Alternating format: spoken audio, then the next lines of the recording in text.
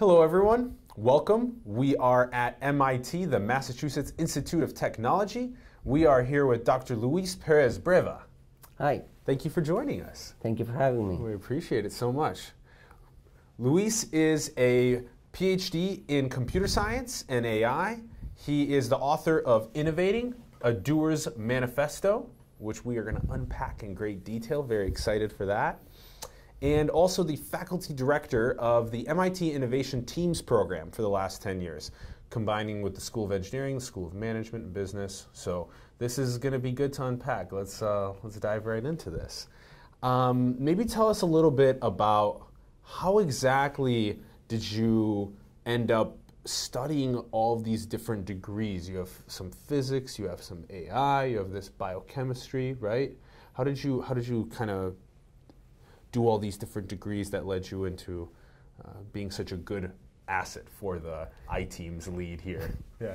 Well, it's hard to actually answer that question in hindsight. I would give you a story today that probably doesn't resemble the way I made those decisions. I've always been really interested, what I thought I was really interested in chemical engineering, which is how I started, but I felt I was missing math. So I went for AI, then I felt I was missing physics. So I stopped my AI training to go for physics. Half the way through the process, I felt that what I really wanted to do was get technology to places. So then I studied business. And all I can say now is that none of them had everything I needed, so I needed to get them all. Yeah. I wish they had another path, but that's the path that emerged along the way.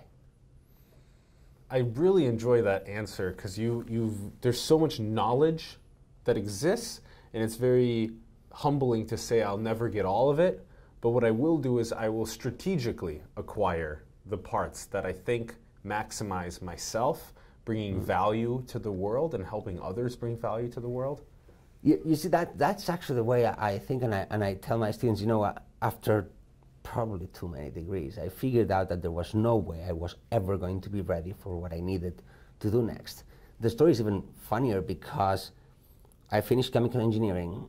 I joined a group that we started a company for cell phone location that required AI and telecommunications, which I was ill-prepared for.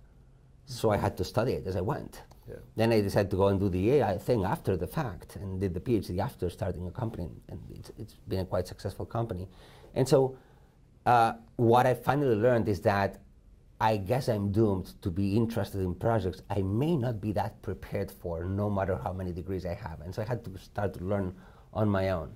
And I think that's actually even easier today because of what you do, because of what many people do, than it was when I started. You know, the internet was infancy. I was a heavy consumer of it, but encyclopedia, big encyclopedia. And now you can actually, it almost invites a completely different approach. If you really want to solve problems in the world, there is another way of doing it today.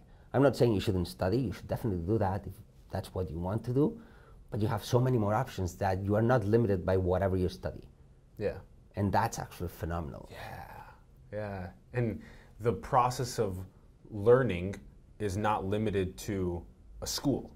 No. The school is your habit. It's your desire for learning. And so in order for you to be a lifelong learner, it's about waking up every day and saying that I want to keep learning, I want to keep growing, and I don't want to just stop after school.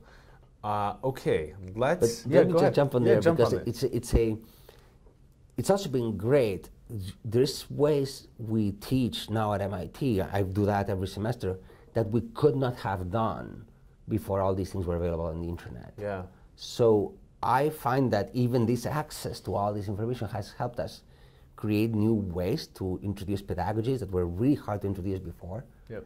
Like learning by doing things, mastery experiences that we can set up as true educational experiences much better now than before all of this was accessible. It's also much more work, right? Yeah, yeah, because that's such a, you're right about making sure that we address this point, because the last even couple decades, pre-explosion of knowledge available on the internet, it was much more difficult to acquire knowledge. You would have to spend more time walking to the library and finding the right books. You weren't able to just click open a video and just get it streamed right to you right away. It's just very important to remember that now we have all of it at our fingertips, and it's actually changing the minds of the kids that are growing up into the world and how they're able to access information, what they're able to learn at such young ages. But in many cases, it's also giving them the ability to waste their time with technology as well, which is a whole separate conversation about it's a whole separate conversation. What is good, what is not as good for time investment. Okay, so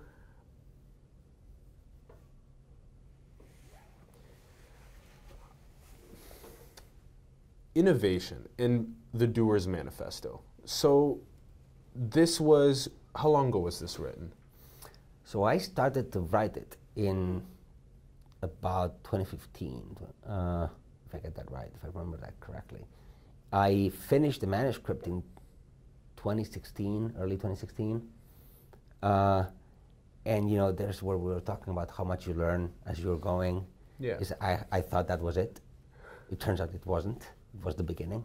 So then there was lots of the conversations to how to think about conveying this to people, how to think, how to edit it, how to insert illustrations that would reflect the nature of the work for visual learners in addition to kind of text learners.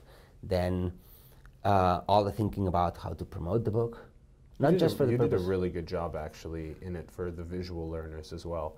That was really well done. That, you know, the story of that is phenomenal. So when I first proposed the book to the MIT Press, I told them, you know, I want to have a book that's seriously academic in the sense that it has the quality seal, but can be read by anyone. They looked at me and saying, yeah, that's not going to happen, but it's okay. Then I told them, and I also want to have, for every chapter, a visual description, a summary of the chapter that's visual, that's actually artistic, something you actually would enjoy looking at, and that if you're a visual learner, you'll get what I'm heading at. And they looked at me and said, okay, you know, if you get us the book, that will be fine. But, you know, they were very inviting, so we'll not throw it out immediately. Yeah. I passed all the review processes, we started the book, and as the book came to an end, I realized I had not yet figured out what I was going to do with the illustrations. So, and I had never met an illustrator, or maybe I had, but I didn't know, and so I didn't know what to do. And I'm not particularly good at drawing. I have lots of imagination, I just don't know how to draw. So there I was, stuck. And well, one thing led to another. I met this phenomenal sculptor here in Cambridge, Nick Fury. You would see his name in the inside the book, and who's just a phenomenal artist. And we discussed, and he said, "You know what? I would like to draw this for you." I told him I was seeing it a bit of a mixture of Escher, and I told him in artist terms, and at the end of the day, he told me, "You know what? I get it. Why don't you tell me how you imagine each chapter, and I'll draw it."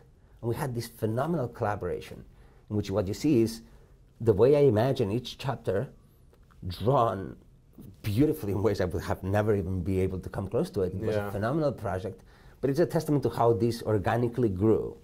And it became a massive learning process for me. I had no clue that writing a book was anything close to this. And there's, you know, throughout you have these illustrations that really help people visually. My favorite, or one of our favorites, Nick and I's favorite, was. And then the quotes are really great. You put the. That was an idea for the from the MIT Press. So this is one of our favorites. Yes, yeah, it is. It's such a good one. Yes. Tell us what it means to you. Well, you know, the thing about these illustrations is that you could argue that the book is either written in the illustrations and then expanded on the chapters, or the other way around, largely how you think about it.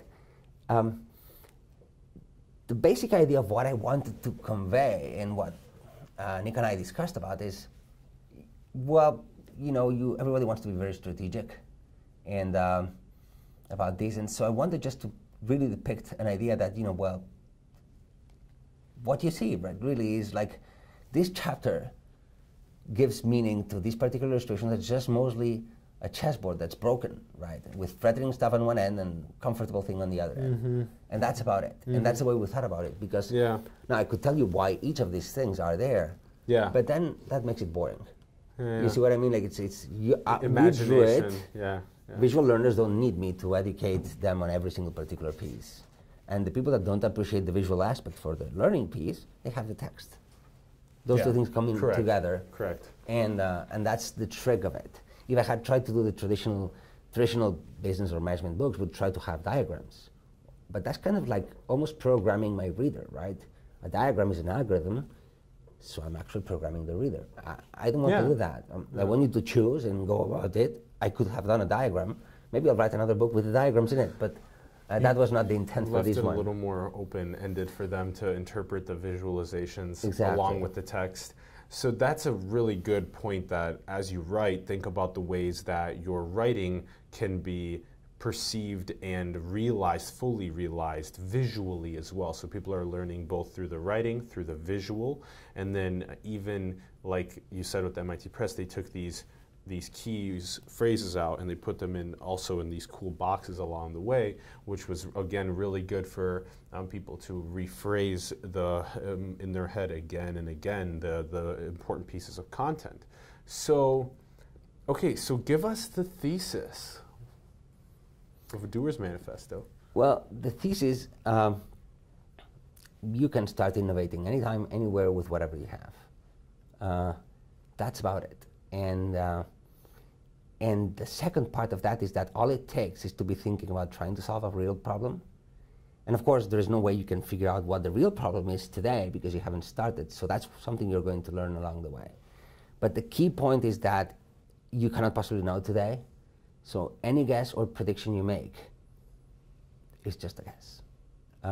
You can change it. You should change it, and you should use your hands to change that, what you have. Most important, though, you should avoid thinking that you have the next disruptive idea, because you cannot possibly know that. Disruptive ideas are not judged by their beginnings; they're judged by their ends. Yeah. So then all you're doing is guessing. Yeah. And you know, there's so many examples of ideas that we now take for granted that started out in inconsequential ways. Actually, the first two chapters are all to show you, kind of written in a very, I hope, entertaining way, at least I think so, examples that if you look at them from the very beginning, you can realize that all this disruptive thing is hindsight. Yeah. Because, once you're done, oh yeah, that was disruptive. Yeah. But of course, by then you're done, or someone else is done. Right? At these early stages, it usually actually hurts more to be thinking to yourself that, oh, this is going to be disruptive, this is a unicorn, this is so... No, the daily operations are to incrementally make your more and more value with your idea into the world. Thank you for saying that, because one of the aspects of the book is that if you think about what you have to do, then you really need to realize that disruptive or not, you're going to go to tomorrow from today. Mm-hmm. That's incremental. So what you need to understand how to do is what you do day after day. Exactly. It's not a matter of how many resources you have or how much money you have or whether you have to do small experiments or not. It's that you need to have continuity day to day. That's the very definition of incremental. So no matter how your idea disrupts the world, eventually, somehow, many years after the fact, today and tomorrow, what you need to understand is what to do on an incremental basis. Yeah. And that's the main thesis. My idea, what I've discovered over research and teaching and doing it myself in my own ventures, is that if you adopt this mentality, a lot of things that seem to be obvious when told in hindsight are actually really hard to implement. For instance, the standard, I'll tell you with my book, in the first meeting I had with the MIT Press, they asked me who's my audience of my book. And I said, I don't know. I said, what do you mean you don't know? Haven't you done your market analysis? Yeah, sure, but it's all a guess. Yeah. Right? So, well, who's your user, they would ask me. I said, me thus far, because I'm the only one looking at the book. Maybe you guys, because you're also looking at it with me. But beyond that, we can guess a lot of things, but I think we should write it for its substance and the problem we want to solve, not so much for who we can tactically place it to. Yeah.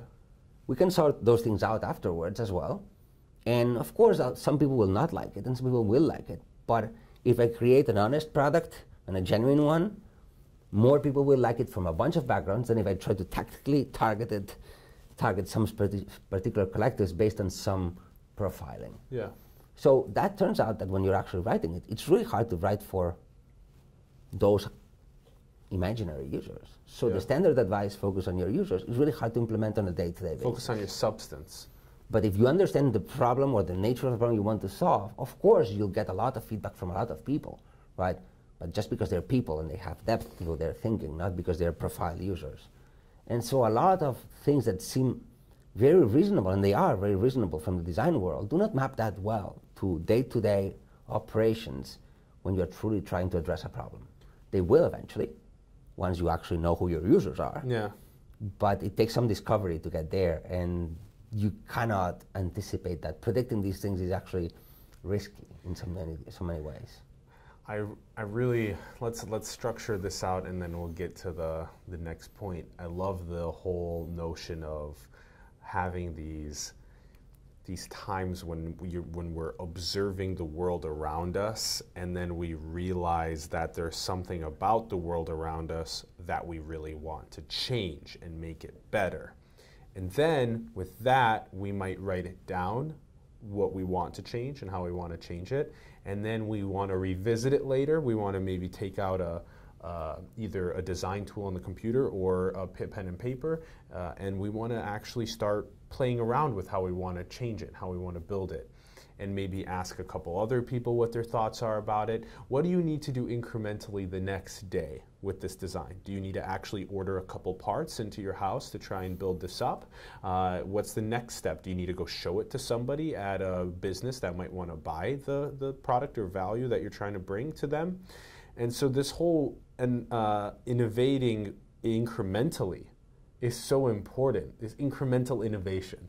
I love that aspect of it, and I also I do agree with you about the words creativity and entrepreneurship and how they're very, very frequently used today, but really it's usually only looking back do we say that, oh, this book was very creative because it was in your head before, and then people were able to judge it afterward and say, oh, it was really creative, it is creative. But this kind of leads us to the next step, to the next part of the conversation, which is that the act of taking this understanding of our world and trying to solve a problem about it, that's kind of another one of the theses that's baked into the book, is that it has to be solving a real world problem, and you want to prototype on how to solve the problem.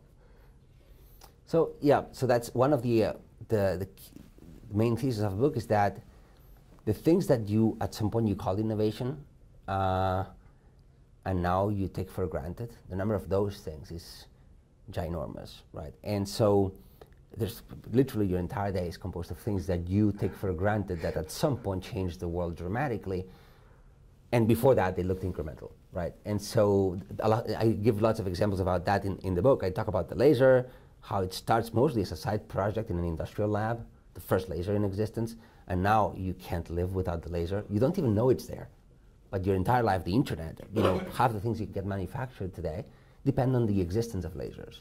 So you may not have one yourself, but you depend on maybe 100 every day. Now, the other example I love, and I love these examples because they reveal what you aspire to do, right? What you aspire to accomplish at the end of your road. Forget how big the market, forget those things, those are instruments or means to an end, but at the end of the day, you want to change the world because you've solved a problem. You don't know what the problem was beforehand. You sort of discover that your way. And my favorite example is that it's not in the book actually, but I use a lot in classes, is the washing machine. First, because I love it, because no one would have expected me to say washing machine right now, right? But the other reason why I love it is because, take it out. Let's assume someone bans it. Yeah. And then what immediately happens is that something you took for granted that was still solving a real problem and enabling society to go further is gone. And your entire time, structure of your time changes. Hotels that cannot clean clothing the same way or need plenty more employees to do the same amount of work. You need to have detergents that are different. Detergents, entire companies that are based on the fact that washing machines exist will lose their profit immediately. The level of cleanliness in the world will go down. Yeah. Maybe disease will emerge. So the world will change. Yes. I claim that we might actually go back 100 years. So that's why the washing machine was a phenomenal innovation. It's because it changed us so that we could go beyond. Yeah. It's not the product itself. Invest our time more into other innovations and go further, right? Even further. education would be so much harder if you had to have that extra time, right? Or you had to reserve that extra time. So, and it's important to see that because that's what you aspire to do, right? So now, why do we know that this was an innovation? Because if you take it out, all the problems become obvious. And those were not obvious as problems. They were just a matter of life. 100 years ago, 200 years ago, whenever, before these things became sort of adopted. And so your job, when you're on the other end, without the hindsight, is, well, you know, there's got to be a problem somewhere in here. Now at best, I see a hunch, right? You don't know that the washing machine will solve the problems. You don't know what the problems are. You may have the hunch, so let's start by prototyping that hunch of a problem, not the product. Right? Otherwise, you get just obsessed with just the product and you forget that you wanted to solve a problem. As you try to prototype that, you order parts, you write it down. You need to know three things, right? It's very simple, actually. You need to know when you're done. Of course, you will not get that right away, but that's what you need to work on is if an alien species were to land here and give you it that actually solves the problem, would you even know that thing actually solves the problem? Most likely no. It's the same as if I give you the solution to a problem you don't understand, you may not even know if it's actually a solution in math or so on. The second thing you need to know is that you need to actually be able to recognize what the actual problem is. All the exercise we just did with the machine, the washing machine, allowed us to see how big and manifold the problem was. We can recognize what the problem would be if you remove these. And I'm sure we didn't even cover half the surface of the actual true problem. But at least we can understand what people can accomplish now that that problem has been removed. So that's the second thing. And the last thing is that you can imagine 50 other ways you could have solved it. Because problems are beautiful because they have plenty of solutions. So it's not about the one product, it's that because you're focusing on a problem, there are probably plenty other products you could build. Either in parallel, either you start with one and you realize that you should morph your efforts and go to another version of the problem that's solved with a slightly different way. And so it's not about one solution or one product, it's that you could probably do 3 or 4 or 5. And so just that, all those things, you can actually get some parts, write down what your first answers to those things, try to build them, and demonstrate to yourself that that's actually a problem. Then talk to someone so that you can see how, in their perspective, what you just presented as a problem is actually a different problem. And before you know it, you'll have something you can actually go to people and describe to them that you can solve. And then that, at the end, you get a product. Not at the beginning, at the end. And so you snowball into this. It's not, the alternative is the following. Have a product idea, hope for the best, and start to try to place it. That might, well, sometimes works, but you need to have a lot of clarity about the product and a desire to invest a lot of time in just that product. Because it takes a long time for companies or for endeavors to actually accrue the amount of people they need and the adoption to show that they do indeed solve a problem. They have to have some sort of utility still. Otherwise, the product won't do well. It has to have a utility. And with solving a problem, you automatically have utility with solving a problem. Well, you're starting there, right? You're starting with the utility, and you're trying to prototype what that utility is and make it tangible. And the more tangible you make it, the more ideas for potential products you'll have. And the more, and this is the critical piece, the more you'll be able to reuse ideas from one domain to the next domain. And that reusing is what gives you then economies of scale and all those beautiful words that can only be understood once you've done them. I was thinking about this while you were talking about it, because when the washing machine was first around, well, when humans were washing, humans were maybe using their arms or their legs and spinning the clothes around, and then we had the electricity that was doing that part for us. It was top loading. Then it became this whole front loading one, and you just pour the detergent on the top, and now there's a companion service on your phone, or on there's sensors inside that will tell if it's delicate or whatever. So there's so many more iterations of this advancement now that have happened. You use less water now, you use less detergent now. Detergent is completely environmentally friendly now, totally biodegradable, totally safe to eat, whatever. So there's all these iterations now that have occurred. And then you maybe take these iterations that have occurred across the laundry machine, the washing machine, and then you bring them to another unique industry that they're not going to be the exact same ones, but they're going to be maybe starting with the same principle of, oh, how do we give people more time? How do I solve a problem that gives people more time? And then from there, then I'm already starting to see the world differently. For example, we always talk about this on the show, not always, but sometimes talk about commuting. Commuting is a huge time suck. Sometimes it's a half hour, an hour each way to just commute every day. So why didn't we figure out as soon as possible, or even in civilizational design when we were first starting, how to keep work closer to our homes so that we didn't need to go do this crazy whole commute thing. And now we're moving towards the location agnosticism with AR and VR and all these other technologies. I'm in love with the idea of starting with a problem and wanting to prototype on a problem. And a lot of this channel was the problem of this missing piece of not enough highlighting entrepreneurs, highlighting innovators, highlighting scientists, highlighting educators, technologists, people that are really learning what's brand new and then trying to bring it to the world and amplify their voice. And so because we had this missing piece and it wasn't being done on this cool daily show in San Francisco, these live events, etc., we knew that we love doing this and we want to bring it to more people. And then the value is, you know, tested by the amount of people that watch, the amount of subscribers you gain, the amount of patrons we gain, etc.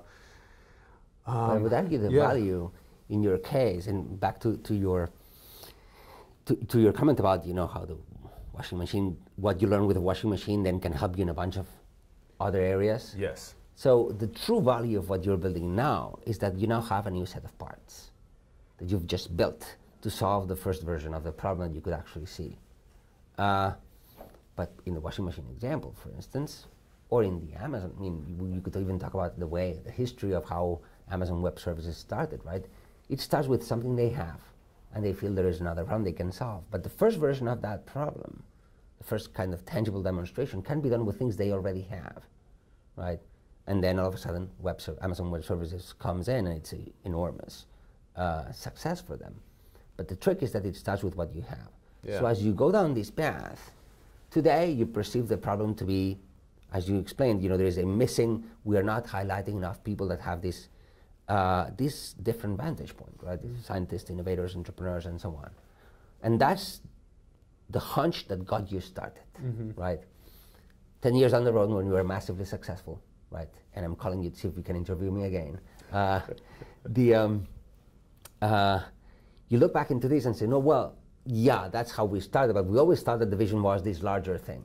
Because to you, it will look as though it never truly changed, but the way you described it early on was the way you just described it today. Yeah. It doesn't matter because all you're building today can get you there. Because everything that you've built, the videos, the channel, the audience, the patrons, all of that is parts of a larger thing that will eventually solve this big problem, right? Or not. Yes, yes. And if it doesn't. And like you said earlier, there's a bunch of different ways to target the problem. And we're targeting it from a different way to try and inspire kids, children to care more about these different subjects, and even adults to teach their kids these different subjects. And then there's so many other ways to get children, like there's the projects where the kids go and they start learning how to play with gardens and learning how to grow their own food and what that means. And then there's all the projects with the kids that are able to go out into the forests or able to play with augmented technologies, augmented reality technology. So there's so many new ways now to target these problems and to solve them. I want to make sure that we make sure to highlight this point that you mentioned because it really, really resonates with me. This washing machine example and how if it goes away, all of the things that you listed would happen. There would be the massive, like what would hotels be doing? How would you spend your time? You would have to wash clothes for hours every single week instead of just throwing it in the machine and leaving it.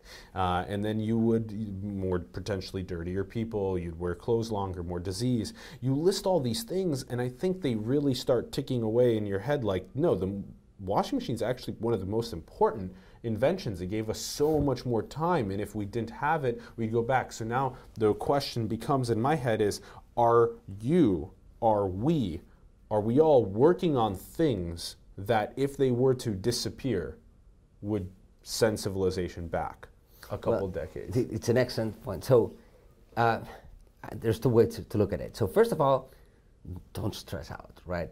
Because when the washing machine started, those problems that we now perceive to be as ginormous, because we have now a new lifestyle, were just standard of living. Okay, so the disruption is what caused us to see the problem, but the disruption happened afterwards. So your idea does not need to start disruptive. And that's important, because it means like the less you obsess with that, how disruptive I will be, the more you can actually focus on what problems can I solve, right? And the more you can focus on what things do I actually have available to me to start to make this as tangible as I possibly can, right? And that's critically important, to understand what you have, what you need to learn, what you don't know, and then try to make it real.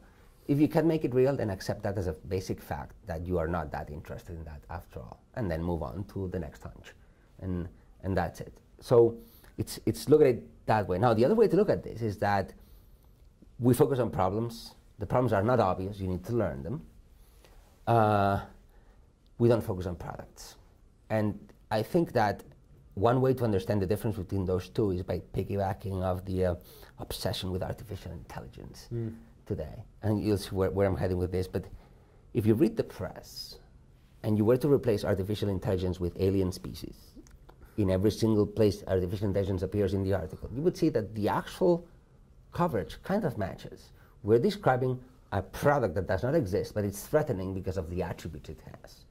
We're already calling it disruptive, and it really feels like a new species is going to come to invade. No one is asking the actual really interesting question, which is, look at that, we have all these things we know how to do with computers that were invented in the quest for artificial intelligence. We have not found intelligence yet, so don't worry, we're not there, right? But each of these things are now parts you could use to actually solve a real problem, and that's true. And everyone I know that has made a dent in the world with AI has done it because they've actually solved problems using those tools. Yes. Whether you argue whether that's actual real AI or not AI, generalized, whether we should change the definition of AI, which I think we should, that's a separate thing. The important thing is that you can solve problems with it. So if more of us talked about, hey, you know what? Yeah, AI is cool. Movies are great. I love Jarvis. Ex Machina not so much.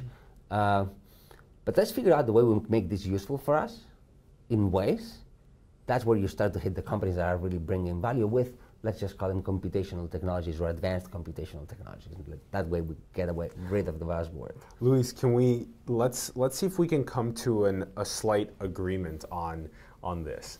It's equally important to focus on the problem and the prototyping of the problem as it is to also care about identifying problems that are at larger scales.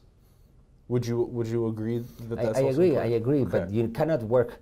The beauty of actually trying to prototype the problem is that you can imagine the problem at the larger scale as you want. Then the first thing you're going to have to do is bring it down to a table scale where it actually fits the resources you have. What do you do tomorrow? That will teach you enormously about the versions of the larger problem you may be able to solve. It might even teach you how the larger problem is much more beautiful than you first anticipated it would be.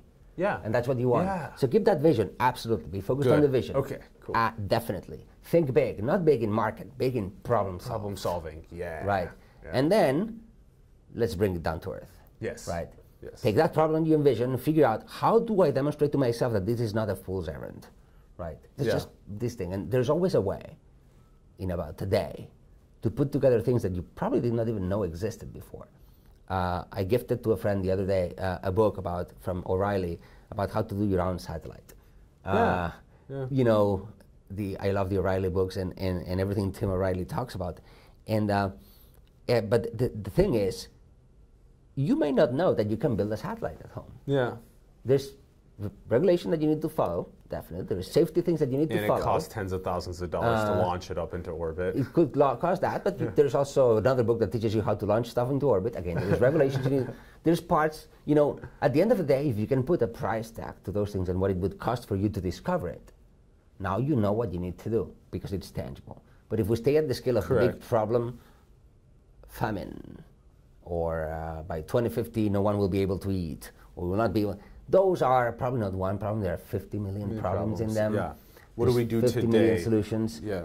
And probably there is something you can start thinking about today that might actually accelerate the solution to that big problem. And like you said, the journey becomes beautiful when you start doing what today, doing what tomorrow, what you need. The journey becomes very beautiful. And we frequently think about that and visit it every day as we are building this project that as we're sitting there and making sure that the content gets done and that the people are being impacted, it feels really good. And there's this long list of things that you gotta do. But the fact you were really good at pointing out that you still need to have the larger vision, and then I insist on, but let's do it now. But what's critical, what you and I are agreeing about is that there is a gap. That gap is a scale-up gap. You cannot get to the large-scale problem without figuring out how to survive all the intermediate levels. Yeah. And that's proper scale-up. I insist on that because in the literature right now and in the entrepreneurial literature, they talk about scalable businesses or scalable ideas. Ideas are not scalable. Right? It's not an attribute of the idea. It's a function of what you do next. Yeah. And so the more you try to figure out how to represent as much as what you can about the larger problem at a smaller scale, the more you learn about the large problem at a lower cost. Right? Yeah. Meaning you're using your resources very wisely. You're taking the most of your resources, which means that you anticipate killing propositions, if you want to put about the larger problem earlier. So the gap that we're discussing about is the gap of scale up, and that's what your job is as an innovator, is to bring it up to scale. Yeah. Which brings back to one of my pet peeves, which is it's not about being an entrepreneur per se, right? You do this whichever way you want. If you want to create a new company, by all means do that, if that's what makes sense to you. But the point is that there's this sense that you can solve a real world problem. The real world problem lives at a much larger scale. You need to start here, and you need to navigate the upscale until you get there. Yeah. If a new company is the way to do it, by all means do that. If you need to do that inside a company, it's another thing. It's a PR campaign, go for PR. If it's a policy issue, go for policy, right? It's not, and then people are putting too much emphasis on the company and on the big problem, and it's not. It's the ride through scales and whatever it takes to make the problem go away. I'm really happy that we've unpacked the layers to this and the different pieces to it, to the extent that you've helped me also understand it better and help teach others. So thank you. Thank you. Thank you for the opportunity. Yeah. So that's a bit about the book. Let's do a bit as efficient as possible. Let's talk about the I-Teams. So MIT Innovation Teams program. So MIT produces a lot of technology, and over the last 10 years now, there's been about 10 new technologies per semester that have come out of MIT. And then you take the technology, and what do you do with it? So you've put it very nicely. So the business of a university like MIT is to explore the limits of science, engineering, and any other discipline and produce new knowledge. Yeah. And at the end of the day, we produce a paper. Yeah. A demo, and so on. And that's what we train people to do, and it's super tough to do. But then, comes the end of a project, and now what you have is knowledge that a new thing is possible. All of a sudden, you can do something new. Maybe it's cool things faster. Maybe it's get lifting cars much faster, or it's something. We don't know what it is. We know what it is, but we don't know where it goes. And that's the output of a research university.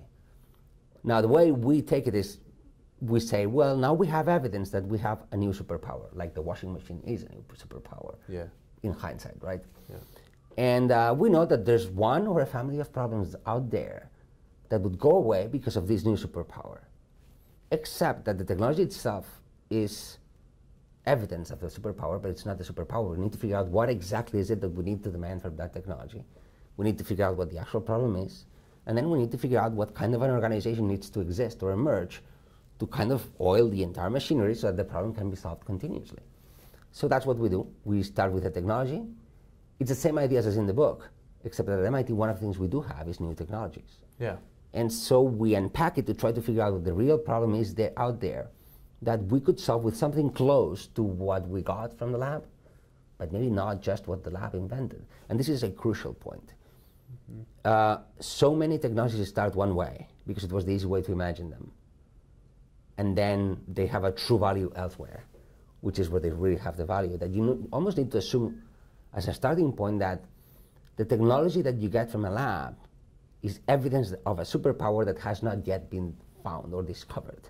And you need to discover what is the actual thing that will make this technology cool. And technologies that have been developed for car engines are now being applied in healthcare because, and that's the hardest thing, it's even the problem with a lot of entrepreneurship nowadays, your idea cannot be a constraint, right? So the fact that it was developed in an energy field doesn't mean it's not applicable to bio, put it or to healthcare. So that's what we do. We go through this passage in which really it's a transdiscipline land with people from all domains of MIT, students from business, from engineering, from science, from architecture.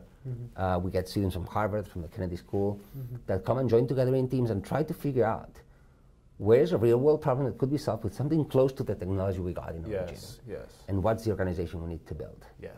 And then at the end of the semester, they have a set of next steps, clean next steps that teach them whether there is something here that they can actually implement and go for it for the next year and a half. Yep, because it'll take about 4 years or so for you to actually make something of enough value to where you can just point people in the direction and they'll go, oh, I get it, and then right away. That's one of the ways in which I start the class is students nowadays, a lot of them have heard so much about stories of entrepreneurship in hindsight that there is little teaching about the dynamics that go in place. So one of the first things I do is I tell them, well, when you actually look at the statistics and when a company is actually funded to when they've proven the value, it's about 4 years. So now that you know it's 4 years, not 6 months, what would you rather do, right? Would you rather discover a path that teaches you how to best use those 4 years, or would you just go down the rabbit hole of one idea? And that's super important because you still get 4 years. So how do you make the best use of those 4 years so that you truly solve a problem at the end, even if it's not the one you thought you would be solving? It really makes your life more chunked. It makes you realize that if I'm 25, that I'm looking at my life when I'm 29, and I want to make sure that what I did every day, every month along the way was every day slowly innovating on the problem that I was solving until 29, when it becomes much easier to look back and say that I invested my energy into solving this problem and it has helped people around the world and hopefully helped at scale. And that requires people to also be very good at building relationships with other smart people around different industries so that they can collaborate and work on the project together. It requires people to be very values-driven and mission-driven and not, profit-driven and consumption-driven, because you're not gonna attract as many people that are more grounded into what values that you want to surround yourself with and try and build out. Okay, so I think we can maybe end with just a couple questions about this, because I know this is an amazing thing that you guys are doing here with iTeams, and you've actually ended up scaling it out into different places, Singapore and Russia and Abu Dhabi and stuff. That's amazing that it's now going across the world, because I always talk about this. There's so many people, especially young people across different programs that are involved in robotics or they're involved with biotech or whatever, that are just not actually executing the entrepreneurial side of things, the innovation side of things. You get to one point, and then where are the business people and the marketers and the salespeople and the other designers and engineers that join you, so that way you can be like, oh, we can solve this world problem with that technology. That last step is crucial. You're doing that, and we need more of that. So I'm happy that that's scaling now. How about we ask a quick question that we typically ask our guests on our show. The question is about how we work together across the planet, because we have MIT and Harvard out here, and Stanford and Berkeley on the west, and we're, there's now new competition over, who invented CRISPR, and China is trying to manipulate genes, and they're trying to advance in AI, and Russia's trying to advance in AI. But how do we work together? When you look at Earth from the moon, there's no borders, it's just one rock, all humans live here. How do you envision the next couple of decades with all these new technologies and how they're kind of causing a little bit of wealth inequality, but everybody's slowly coming up at the same time? How do we kind of work together over time? That's a ginormous question and super interesting. So I've been obsessed about this inequality for some time. This seeming race in which we are here, everybody thinks the world is supposed to get faster, except if you drop your phone, you realize it's gotten no more faster. It's just the phone. That's, so how some people get to access to certain kinds of things, other people don't, even though we're supposed to have more because of the internet. So what's going on? And to me, and that was one big motivation to decide when I was what's the path to scale for my items, my work. I could be just like casting lots of attention on items and making myself a big name, or I could be sharing something for people to do that. That's why I wrote the book the way I did, is saying, there's a way to do this with what you have. That's step one. So my scale path is that one. The second path is, and it's directly addressing your question, I think there's an enormous amount of inequality, starting with the fact that a lot of the jobs, so let's just phrase it the way we phrased the washing machine example. So you look at today, a lot of the jobs that are being done right now in America are jobs that are using technologies that to a large extent are rather old. So somehow we've failed as a society to get all this super advanced stuff, CRISPR, whatever, and a lot of technology we have today, to make them usable for people to experiment and play with them. And why is that important? Well, Microsoft, Altair computer, right? So what they did, the starting point is them playing with a hobbyist computer and being able to code BASIC inside that hobbyist computer. And then that's the beginning of Microsoft, playing with technology, right? Using it for a purpose. It's the beginning of so many things in this country that it makes you think. Everybody's playing with apps, everybody's playing with the internet, but the internet is a rather old technology in many ways, right? But we're not playing with the latest technologies available. Those, somehow, they've stopped progressing. Instead, we are maybe trying to build too many startups that are for highly educated people, but highly motivated people without the access to that education are not getting access to those things. So we're missing. We are, as a country, we're missing on, we'll use your word, creativity, of those people that maybe have not had the access. Yeah. So the way we solve this is we need to not just share these discoveries, but somehow make them usable, playable. Yes. So that you and I could, the next time we record something, we could be showing to someone how you can sequence a genome with household materials here at the table. Yes. It's actually not impossible, yeah. But no one knows this. And we need to shift this idea that you need to get education first and then you'll be ready. You can do both at the same time. You can be educated as you try to solve a problem you care about. You can acquire the education better now than any time before. And so you think democratizing the tools and putting them more in the hands of people that have yet to innovate and getting them inspired to innovate with those tools. As a path to solve a problem, maybe it doesn't need to be a ginormous world problem yet. It may be a problem they have. That's how you get interested in things. You didn't ask me, but how did I go from chemical engineer to AI? What's that jump, right? You never asked me. So it turns out we had a computer at home since I was 8, and I was playing with it. I had to type in BASIC the code for Mastermind, which is a game, so I could play with the computer. It would take me 20 minutes every day to type the entire code because we didn't know how to put the stuff in the computer. So I learned the code that way. No problem, right? I just had simple objective, Mastermind. I wanted to play Mastermind. It was a cute thing, it was cool. My two brothers were not as interested about that as I was, but hey, it's everybody to their interest. But I could play with it. So then I went from that to use the computer as my thinking tool. which is I would code every single method I would learn in chemical engineering so I would not have to do them again. Yeah. I learned so much about chemical engineering trying to code chemical engineering into my computer that I became super good at chemical engineering and super good at coding and programming and using the computer for an objective. So it turns out that that was possible because I could play with a computer. Yep. So and we need more young. We need more. But by the way, it's not just computers, it's not that. just apps. It's everything out there. All these different kind of technologies, you kind of had this planted through my mind as we were talking, was that once the technology gets to more people, more children across the world, that process of what do you do every single day in order to bring the cost of the technology down, to be able to distribute it to those kids across the world, for them to be able to easily understand what that technology is. Okay, so let's call it the end of the episode. All right. Wow. So much fun.